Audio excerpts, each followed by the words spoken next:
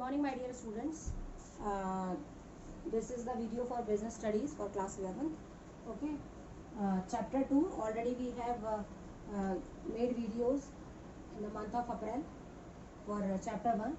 So today I am taking chapter 2. The chapter name is Forms of Business Organization. Okay. So in that case, there are, in case of whenever you are choosing or it comes in your mind, let's start one business, you have choose the word firm.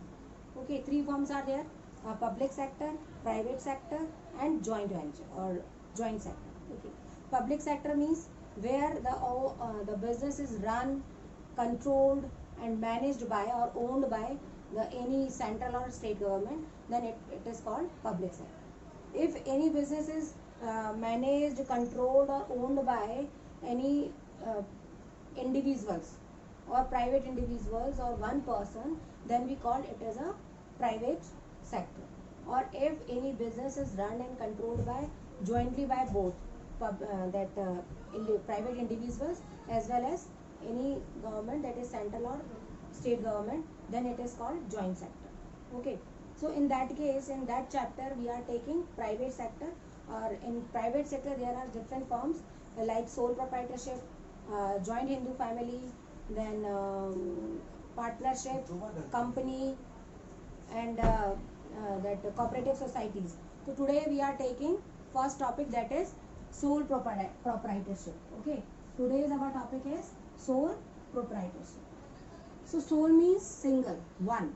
Proprietors means the person who own the business, that person is called proprietor, and the business which is run by only one person or single person, or run by single person, then it is called sole proprietorship. Okay, when any business run, controlled, owned by a single person, then we call it as a sole proprietorship. So in case of sole proprietorship, we discuss the features for that. First is single ownership. Okay, by the definition already we have discussed. Here single ownership is there, means the owner of the business is only a one person. One person handle everything, every transaction. Okay, he introduce all the money in the business, even he run all the business, he take all the decisions. Okay, now come to the second point, that is formation and closure. Okay, in case of single proprietorship or sole proprietorship, the formation and the closure of business is very easy, because there is no legal any law regarding it. For registration is not compulsory, no legal law to register it. So that's why it's very easy. Whenever at the will of the proprietor, at the will of the owner, you can start your new business, and even if when you want to close it, you can easily close it. Okay, now come to the third point, unlimited liability. Okay, unlimited liability means whatever the work, whatever the liabilities are there, whatever the payments are there, whatever the losses are there, it's all bear and incurred by, or bear by only the proprietor. Okay, no other person is there who share these losses and liabilities. So in case of sole proprietorship, liabilities are unlimited. Okay, but in case of partnership, two or more persons are there to share all the losses and liabilities. And in case of company, in case of other cases, there are so many persons who share your liabilities. But in case of sole proprietorship, you can the owner only is there to bear all the losses and liabilities. Okay, to pay their liabilities. Come to the fourth point, that is individual risk bearing and profit recipients. Means in case of sole proprietorship, if loss is there, the risk of bearing loss is there, and even if profit is there, they can enjoy the profit. So in case of sole proprietorship, the individual risk is there of losses, as well as if profit is there, they can easily enjoy their profits. Okay, nobody is there to share their losses, as well as nobody is there to share their profits. Then come to one man control. One man control means all decisions are taken by only one person, that is owner of the business. That's why it is very easy to take all decisions. In case of sole proprietorship, decisions are very quick and secret also. Come to the sixth point, no separate legal entity. So in case of sole proprietorship, as you know, like take an example of Pustak Bazaar. In that case, Sanyam Jain is there, and the father of Sanyam Jain, Mr. Mukesh Jain, he is the owner of that proper business, and the means their business and that the face the entity of Mr. Mukesh Jain is same. Okay, if loss is there, he can bear all the loss. If profit is there, he can enjoy all the profit.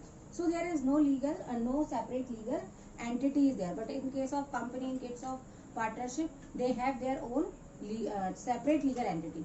But in case of sole proprietorship, the owner as well as their entity is same. Okay. So come to the next point, that is lack of business continuity. Lack of business continuity means if that person is sick, if met with accident or death is there, in every case the lifespan of business is going to be end. Means the business है आपका वो बंद हो जाएगा अगर death हो जाती है, एक्सीडेंट हो जाता है, बीमार हो जाता है, because only that the person is whole soul of that business, that is one man control, one man army. That's why if that person is not available there in the business, that business is definitely to be closed in future. Okay, come to the last point, that is small in size. So because only one person is there, you can easily say less finance, lack of finance is there, as well as lack of managerial skills are there, because that business is small in size. Okay, and that's why they are not able to expand their business. Okay, so come to the next point, that is the next point of that chapter, that is merit and demerit of sole proprietorship.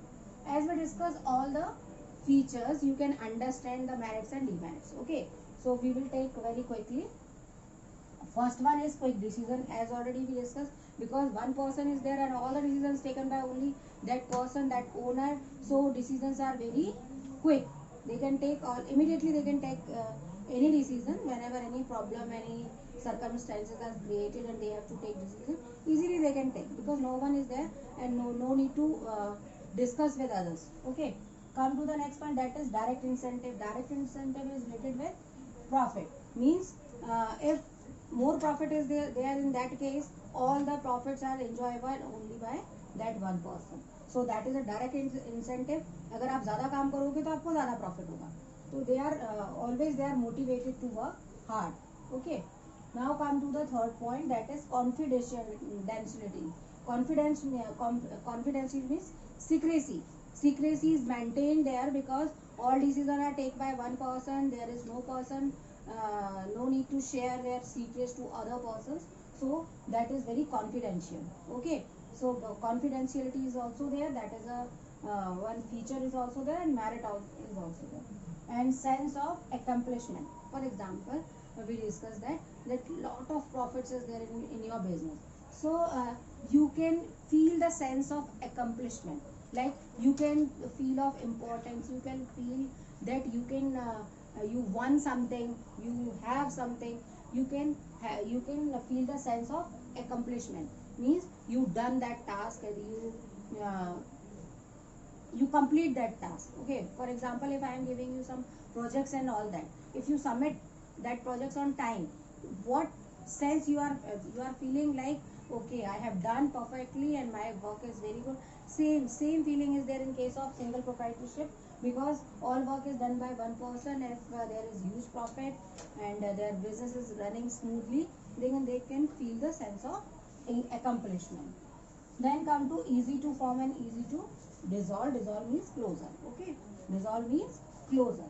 So that is our first point. Second point that already we have discussed, that in case of there is no separate law for single proprietorship, so no need to register it.